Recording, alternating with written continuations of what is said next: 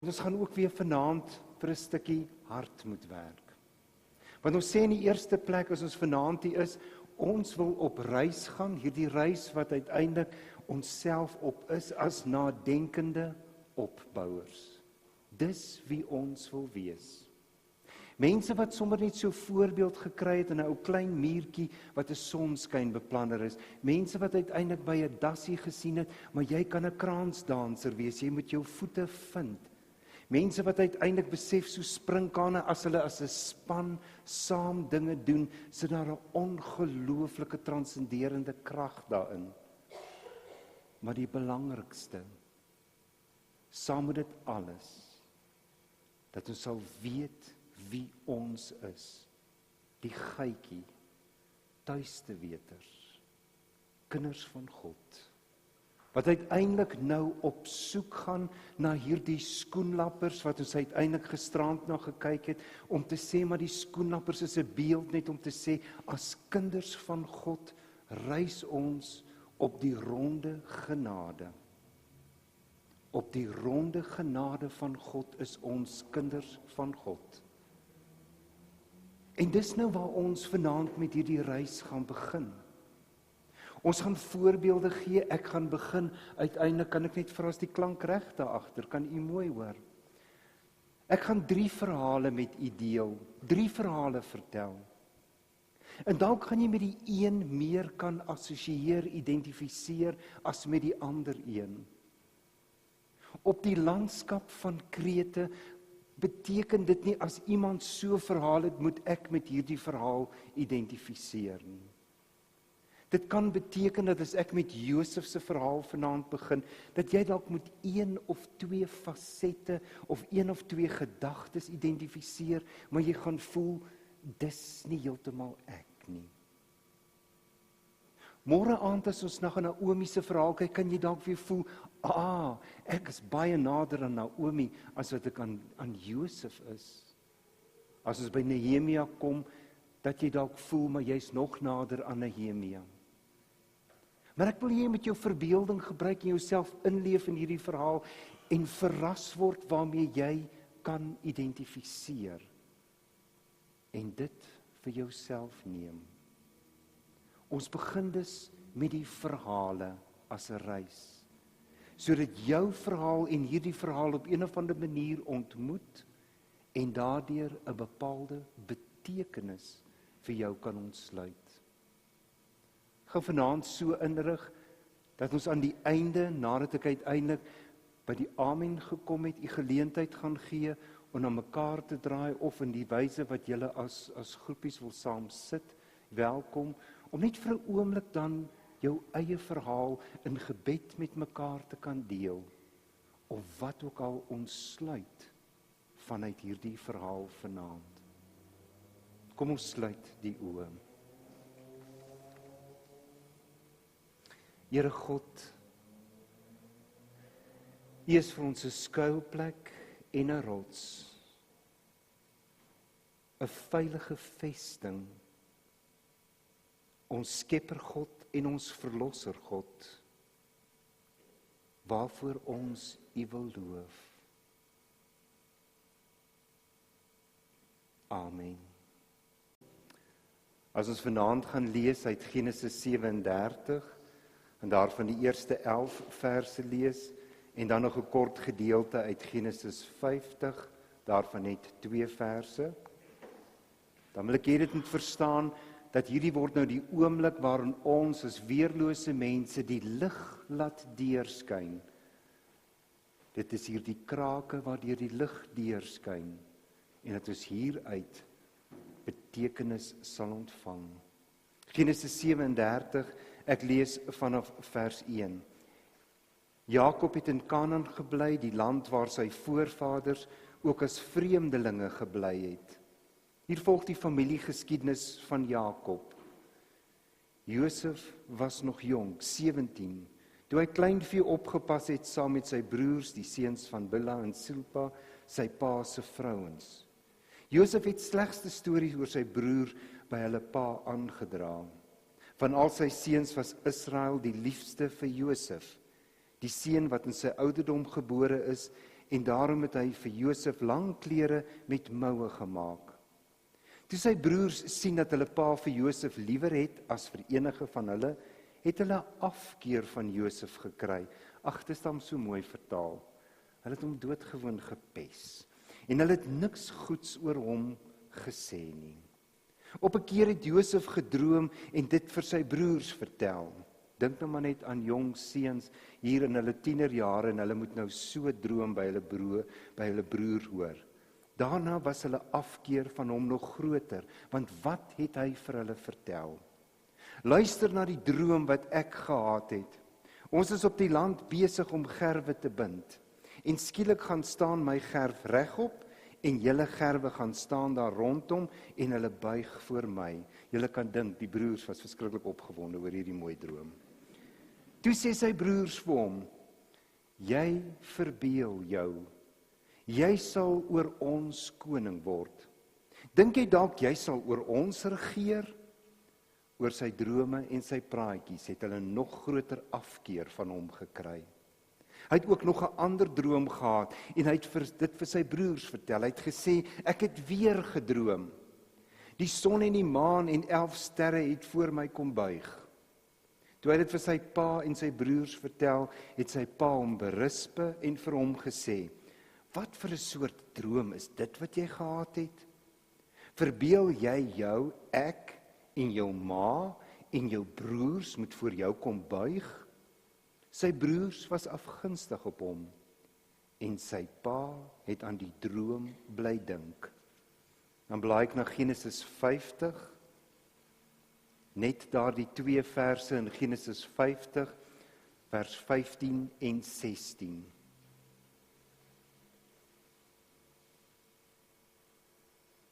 Vers 15. Na hulle pa se dood het Josef se broers gevra, en as Josef nog steeds 'n grief teen ons het, en ons nou gaan terugbetaal vir al die kwaad wat ons hom aangedoen het, daarom het hulle 'n boodskap na hom toe gestuur. Voor sy dood het u vader beveel, julle moet vir Josef vra om tog die groot misdaad teen hom, die onreg wat julle hom aangedoen het, te vergewe. Vergeet ons tog nou die misdaad. Ons dien ook die God van die Vader. Josef het gehuil oor wat hulle vir hom laat weet het. Daarna het die broers na Josef toe gegaan en voor hom op hulle knieë geval en gesê, hier is ons voor u, ons is die slawe. Maar Josef het hulle geantwoord, moenie bang wees nie, ek is nie God nie. Julle wou my kwaad aandoen, maar God wou daarmee goed doen. Hy het gesorg dat 'n groot volk nou in die lewe gebly het. Moenie bang wees nie. Ek sal sorg dat julle en julle kinders kos het. Josef het hulle jammer gekry en hulle gerus gestel. Josef het in Egipte gebly, hy en sy hele familie. Hy het 110 jaar oud geword.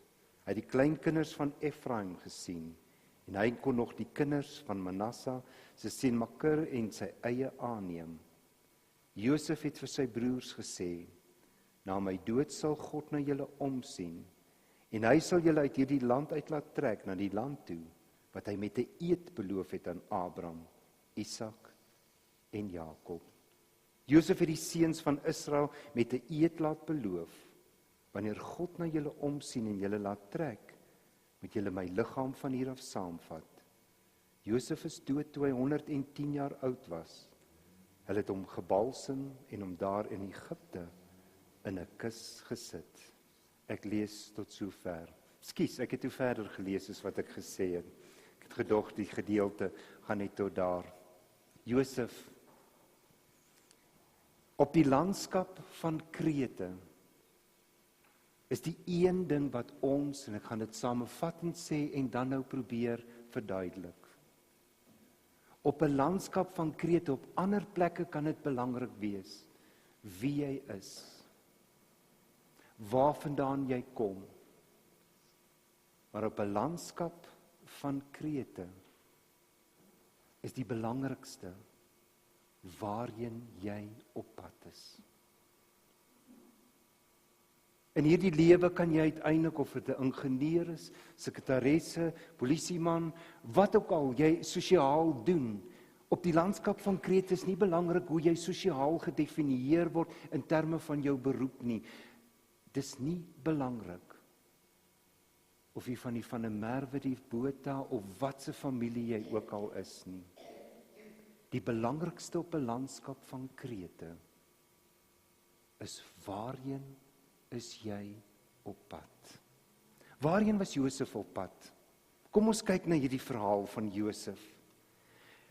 En as ons nou kyk na Josef, hierdie 17-jarige seun, dan kan jy nou dink, hy soos 'n skoolseun, dink jou in, ek weet nie of hier enige 17-jarige seuns is nie, dalk kan jy nou nog onthou toe jy 'n 17-jarige skoolseun was, daar's 'n klomp goed in jou lewe wat nie regtig belangrik is op daardie stadium in jou lewe nie. Hy het waarskynlik nog nie geweet wat wil hy doen met sy lewe nie. Hy het dan nog nie gedink aan vrou vat nie. Dit was nog nie belangrik in sy lewe nie. Hy het ook nie eers geweet wat se tipe van goed vir hom gaan voorlê nie. Nee. Op hierdie stadium in Josef se lewe was daar tog goed wat hom uiteindelik goed wat 'n bepaalde identiteit aan hom gegee het. Hy het 'n besondere familiegeskiedenis gehad. Hy sou dit kon misbruik het. Josef het 'n besondere familiegeskiedenis gehad. Ons sou sê daar's 3 goed wat in sy guns getel het. Hierdie sou een kon wees dat hy uiteindelik Abraham as sy oupa, Josef het Abraham as sy oupa grootjie gehad. Hy het uiteindelik hierdie mooi verhale gehad wat hy kon deel met ander van sy oupa Isak en van sy ouma Rebekka. Hy het sommer net sulke spesiale goed gehad. 'n Tweede ding wat in sy guns sou kon getel het, en wat gewoonlik in die lewe vir ons almal belangrik is, op een of ander wyse, sy pa het in hom geglo. In hom en in Benjamin het sy pa geglo. Ek weet nie hoeveel dit vir Josef gepla het, dat sy pa hom so voorgetrek het nie. Ons weet dit doodgewoon uit hierdie wonderlike jas wat hy gehad het, hierdie kleed wat hy gehad het, met die baie kleure het hy net so eenvoudig uitgestaan. Maar weet jy, wanneer jy 'n wit broodjie het, dis altyd belangrik. Gaan dit nie net daaroor dat jy ander te nakom, dat sy pa die ander broers te nagekom het nie. Sy pa kom ook Josef te na. Want hy versteur sy relasie met sy broers. As jy witbroodjies maak, versteur jy nie net uiteindelik hierdie persoon se verhouding tot Josef nie, jy versteur ook Josef se verhouding met sy broers, want jy maak uiteindelik daarvan, op hierdie wyse, versteur jy ook die wyse wat hy met hulle kan uiteindelik in 'n verhouding staan. Maar hy het geweet, maak nie saak wat nie, sy pa het in hom geglo. Maar die belangrikste ding van hierdie verhaal, die ding wat ek uiteindelik as guns van hierdie 3 dinge wil uittel, as die heel belangrikste, voortdurend word in hierdie teks wat ons uiteindelik gelees het, hy het 'n droom gehad. Jy sou dit ook anders kon sê, jy het vaste doelstellings in jou lewe gehad, jy kan dit uiteindelik op swaar allerhande maniere sê, maar die teks sê dit mooi met hierdie Hebreëse woord van 'n droom. Hy het 'n doel voor oë gehad met sy lewe. Hy wou iewers gekom het. Hy het uiteindelik vir hierdie droom in sy lewe het hy ingestaan. Hy wou daar uitkom. Maar weet jy sou dit op 'n ander manier ook kon sien. As jy uiteindelik nou kyk na dit wat ons gelees het rondom hierdie drome wat hy met sy broers dan deel, hierdie lewensideale, dan het jy nou nie 'n sielkundige nodig om te sien, om hierdie drome te verklaar nie. Ek gaan iemand anders aanhaal, wat het so mooi gesê het, maar so kras, so moet nou nie sê die dominee dit gesê nie, hy was eintlik 'n arrogante bliksem. Dis wie Josef was. Dit help nie om dit sagkens te sê nie. As jy 'n tiener groot gemaak het, dan kan jy dalk op allerhande mooi maniere oor tieners praat, maar ek het dit gehou daarvan, toe iemand by geleentheid gesê het, dit is wie hy was. Maar het sy lewensideale nou alles ontspoor of nie? Want nou moet jy hierdie volgende toneel sien, daar waar hy hier lê, in hierdie put. Sy kleed is van sy lyf afgeskeur, dis bloedbevlek, sodat hulle uiteindelik met 'n stuk daarvan na die pa kan teruggaan en vir hom kan gaan sê, jou seun het tragies uiteindelik verongeluk, 'n dier, 'n roofdier het hom opgevreet. Ons lees in 'n ander teks, toe hy dit uiteindelik hoor, het hy bitterlik gehuil daarvoor. Maar ek kan my nogal indink dat hierdie, kom ons noem hom nou maar AB, want ek gaan nou nie elke keer die woordjie arrogante bliksem herhaal nie, maar dat hierdie AB daar gesit en gedink het, waantoe is my lewe nou op pad? En as hy gedink het, dis sleg, stel jy dan voor, as hy dan in kettinge uiteindelik nou op pad is Egipte toe. Vasgebind in kettinge. Het sy lewensideale ontspoor? Iemand sê vir my by geleentheid toe ons praat oor hierdie persone wat ek gekies het, Josef, Naomi, toe sê hy vir my, ag weet jy kies altyd mooi verhale. Toe sê ek, ekskuus. Jy kan nie net gaan kyk waar die verhaal geëindig het nie. Jy moet jou inleef in elkeen van hierdie tydvakke, elkeen van hierdie fases, elkeen van hierdie periodes wat afspeel, moet jy na uiteindelik kyk. Moet nou nie aan die einde gaan kyk sê, dit was 'n mooi verhaal nie. Leef jou in elke episode.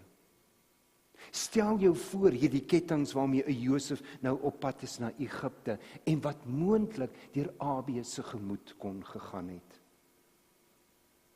As ons dan uiteindelik nie verder lees wat hy gedoen het nie, maar al wat ons weet, toe hy in Egipte kom, toe speel sy lewensverhaal amper soos hierdie sepies af wat ons in die aande op die televisie kyk. Ek kan nou nie onthou hoeveel wys nog en wat nie. Bold and Beautiful is al lankal, hy's oud nie, hy's al verby. Loving, is hy nog of is hy glad ook nie meer nie? Maar dit, as jy dalk van hierdie goed gesien het, ek dink dit is so 7de laan nie, want dit het ek nou nog nie mooi gesien nie. Maar kom ons sê, stel jou 'n sepie voor. Nou het ons hier een van die klassieke sepies. Want hierdie Josef maak blitsig opgang. Ons lees hy was fris en mooi.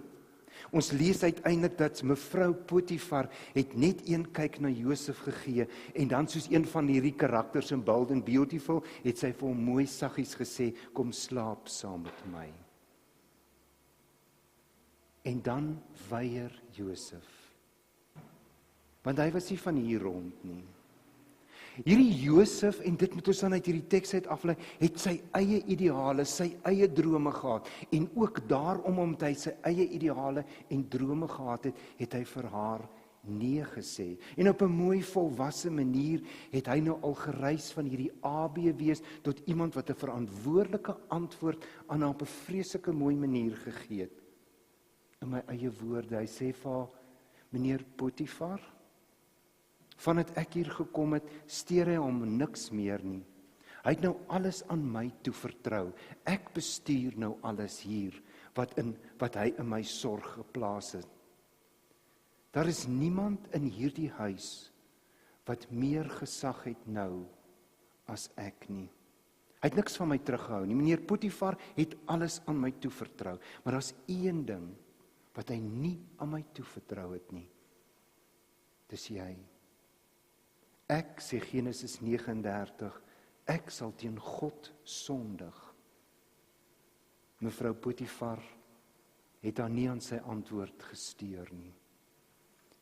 Ek wil hier 'n Afrikaanse spreuk wat u dalk ken, aanhaal. Die hel is nie eers so vurig soos 'n vrou verneder nie. Die hel is nie eers so vurig soos 'n vrou verneder nie. Sy kla hom aan van sexual harassment. Hy beland in die tronk. Dit staan op die deur van sy sel. Valse beskuldiging? Dit maak nie saak nie. Mevrou Potifar, alle hel het in haar losgebars. Daar sit hy in die tronk. En weer is dit Josef wat in hierdie omstandighede en nou van 'n put na die kettinge na 'n tydperk waar dit onsaglik goed gegaan het met hom, word hy uiteindelik vals beskuldig en beland hy in die tronk. Maar weer eens in die tronk is hy die een wat kophou as die ander nagmerries het en hulle drome, dan kom hulle na hom want hulle het gehoor hy's iemand wat drome kan uitlê. Vir die skinker wat 'n droom gehad het en vir die bakker. Die skinker vertel vir hom sy droom en hy lê dit vir hom uit. Die skinker sê vir hom, ek sien 3 lote met 'n wingerdstok groei en hulle het kwaadlik gebot en dan kom daar uiteindelik blomme en dan is daar trosse druiwe. Wat beteken dit? En dan antwoord hy vir hom, oor 3 dae is jy weer vry as Farao se skinker. En weet jy, as jy vry is, doen vir my 'n woord. Ons noem dit vandag networking. Dis wat hy doen met hom. Maar nou sê die bakker uiteindelik, hy dra 3 mandjies, die voëls kom en hulle pik daar uit en hulle kom vreet. Wat moet hy uiteindelik hieronder verstaan? Hierdie is 'n bietjie 'n wrede antwoord, want hy sê vir hom, Farao gaan nou 3 dae jou kom kry, hy gaan jou aan 'n paal ophang en die voëls gaan jou vleis afpik. Gelukkig gaan Genesis se verhaal nie verder oor hom nie. Maar alles gebeur net so. Farao kom en hierdie drome van beide word waar, maar Farao self droom. Hy droom van vet en maar koeie en wat uiteindelik en koringare.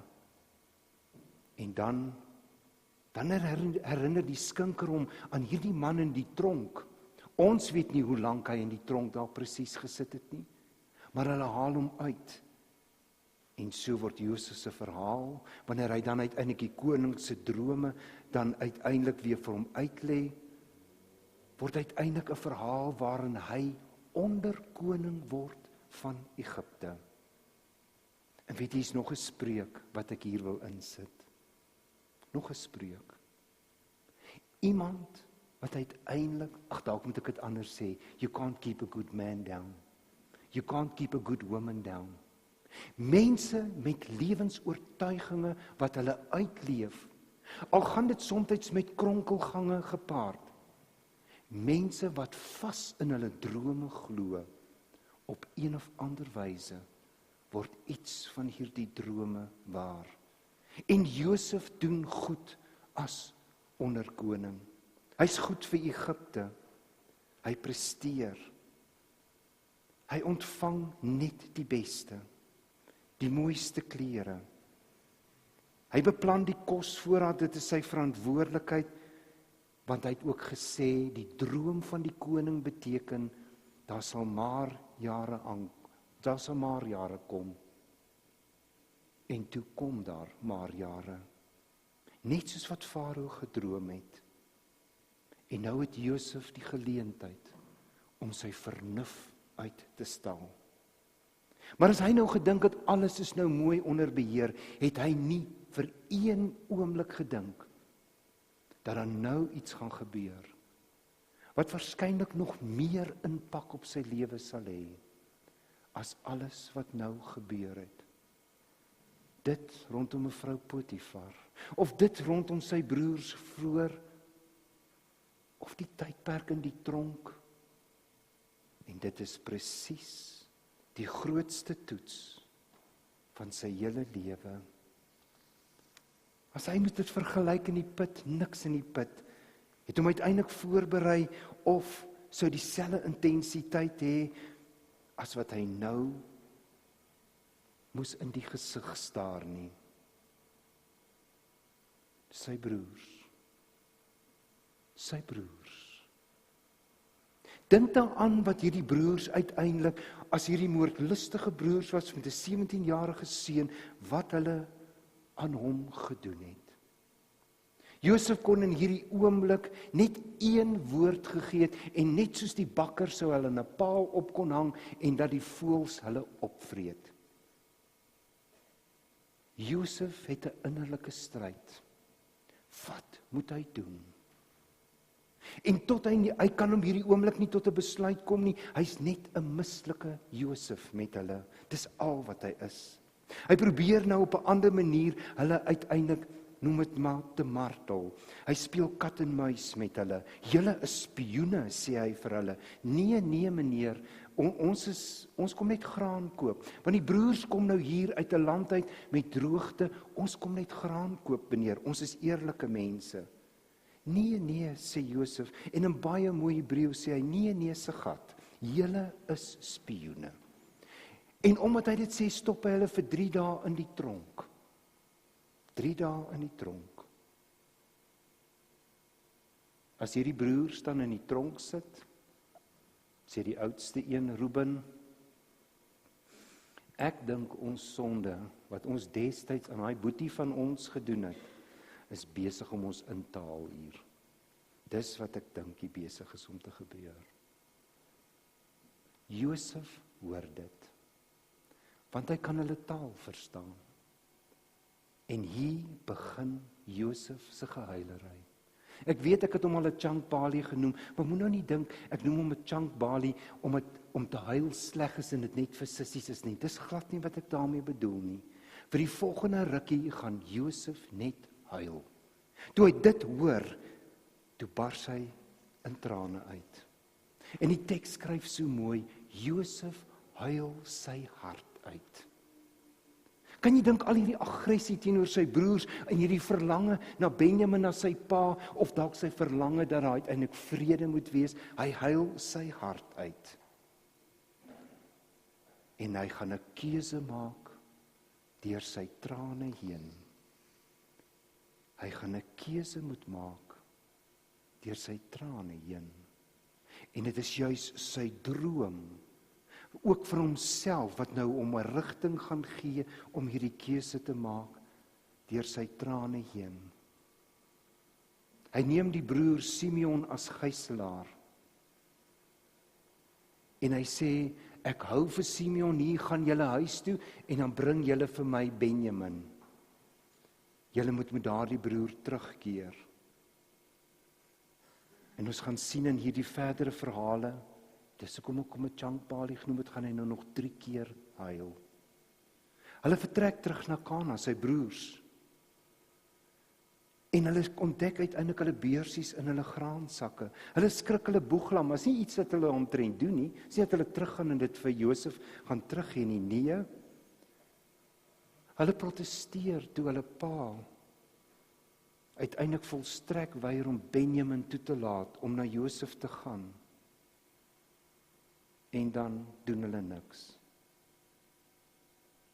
Arme Simeon se verhaal ken ons nie. Hy sit in die tronk. Sy broers het hom nou net so gelos, hulle het na hulle pa toe teruggegaan en gesê, laat ons Benjamin vat om weer koring te gaan kry. Hierdie man sê hy wil vir Benjamin en die pa sê nee. So Simeon sit in die tronk. Hulle moet eers weer honger word, die kos moet eers opraak voordat hulle sê, nou moet ons gaan. En dan vat hulle uiteindelik vir Benjamin terug Egipte toe. En hulle vat ook genoeg geld dat hulle nou 'n dubbele betaling kan doen vir die graan. En dan ontvang Josef hulle in sy huis. Hulle donkies word versorg, kry kos, hulle voete word gewas. En jy was net iemand se voete wie jy soos 'n gas in jou huis ontvang. Josef vra vir hulle, gaan dit met julle pa?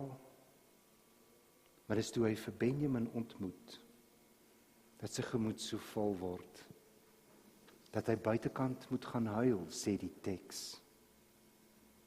Tweede keer wat hy in trane uitbars. En as sy broers uiteindelik die koring kry en dan vertrek, stuur hy sy polisie om hulle weer te gaan vang, hulle aan te keer. Want hulle is nie net weg met sakke vol graan nie, nee, al hulle geld was daarin. En sy silwerbeker, bo in Benjamin se sak. Nou word hulle almal gevangene geneem en teruggebring. Hulle val voor hom neer en Josef sê vir hulle, kwaad, ek is 'n man wat voorspellings kan doen. Het julle dit nie geweet nie? Wat het julle tog aangevang? En dan sê hulle vir Josef, God het ons sonde aan die lig gebring.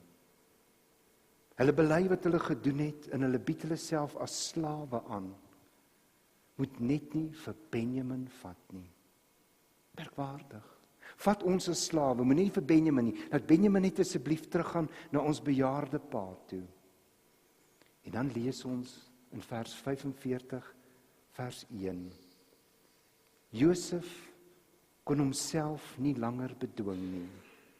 Hy het sy verhaal aan sy broers bekend gemaak. Almal het gehoor hoe hard hy gehuil het.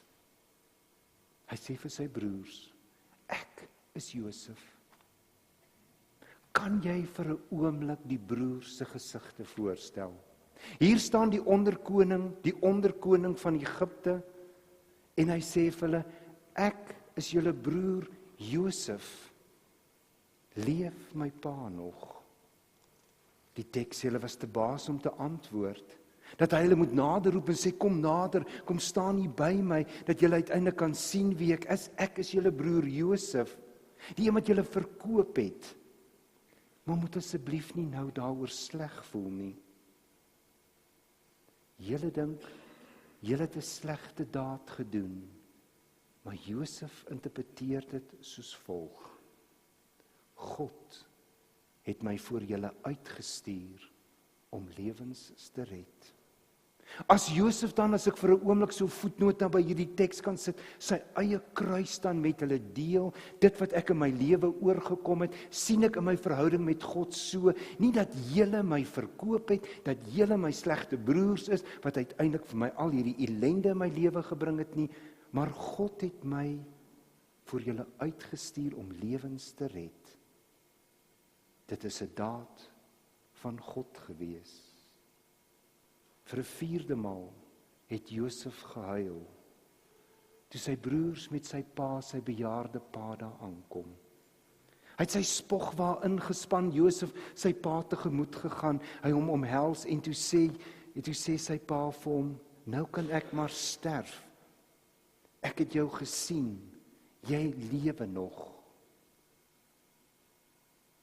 Wat maak ons met hierdie aangrypende verhaal?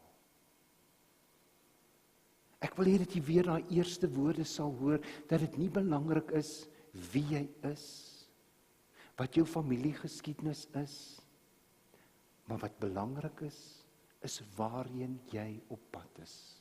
Vir my is die merkwaardige van Josef se verhaal, hoe hy voortdurend hierdie een droom voor oë gehou het. In daardie situasies, of dit in die put was, of dit by mevrou Potifar was, of dit uiteindelik in die tronk was, het hy blywend hierdie droom wat hy gehad het. Maar wat kom by? Ek het Josef gekies omdat hy die eerste een is wat so vreeslik baie gehuil het in die Bybel. Sy trane saam met sy droom het vir hom die regte keuse laat maak tussen wraak of vergifnis. In Josef se verhaal sou hy so maklik anders kon besluit het. En ons sou kon gesê het, reg en geregtigheid het nou geskied. Sluit hierdie klomp broers van jou op. Maar sy trane het hom gehelp. Jy kan dit ook anders gestel het. Hierdie oomblikke van dink aan die hand van sy droom, waar wil ek in my lewe uitkom, het van Josef 'n sterker mens gemaak, om deur trane heen by vergifnis uit te kom. Hy kon hom so maklik gewreek het op sy broers. Hy het genoeg redes daarvoor gehad. Sy droom was rigtinggewend in sy lewe, het hom iewers geneem. Dit is omdat hy dit voor oë gehou het. Hy sê dan van julle moenie sleg voel oor dit wat julle my aangedoen het nie. Dit was 'n daad van God. As ek dan van Josef se verhaal vir 'n oomblik kan spring na Jesus se verhaal, dan wil ek vir sê, is daar 'n merkwaardige beskrywing in Josef se verhaal, wat iets hiervan weergee, amper as 'n samevatting as van Josef se verhaal. As ons hierdie woorde lees in Hebreërs 5 van vers 7, dit gaan oor Jesus se lewe. Gedurende sy aardse lewe het hy aan God, wat hom uit die dood kon red, gebede en smekinge geoffer, met harde geroep en met trane. Jesus het sy gebede en smekinge geoffer met harde geroep en met trane. Nie alleen het Josef op hierdie landskap van Krete uiteindelik deur trane heen 'n besluit moes neem en met 'n doel voor oë het dit vir hom gehelp om die regte besluit te neem. Dit word ook van Jesus gesê. Gebede en smekinge geoffer met harde geroep en met trane. En sy gebede is verhoor vanweë sy eerbiedige onderworpenheid aan God. Jesus het deur alles wat hy gelei het, geleer wat gehoorsaamheid is. En toe hy volmaaktheid bereik het, het hy vir almal wat aan hom gehoorsaam is, die bron van ewige saligheid geword. Waar ons op hierdie pad met verhale begin stap, en Josef se verhaal ons eerste verhaal is, kan ons osself afvra, waarmee kan ek identifiseer? Moet ek dalk identifiseer net met in my omstandighede, wanneer ek my op 'n landskap van Krete bevind, het ek nog 'n droom? Want as ek nie 'n droom het nie, as ek nie uiteindelik 'n doel voor oë het nie, dan gaan ek op hierdie landskap van Krete waarskynlik nie tot 'n besluit kan kom nie, nie op 'n helende pad myself kan bevind nie, maar met 'n doel voor oë kan ek uiteindelik my besluite neem en hierdie pad met lerende gehoorsaamheid, soos wat van Jesus beskryf word, aanpak in my eie omstandighede. Amen.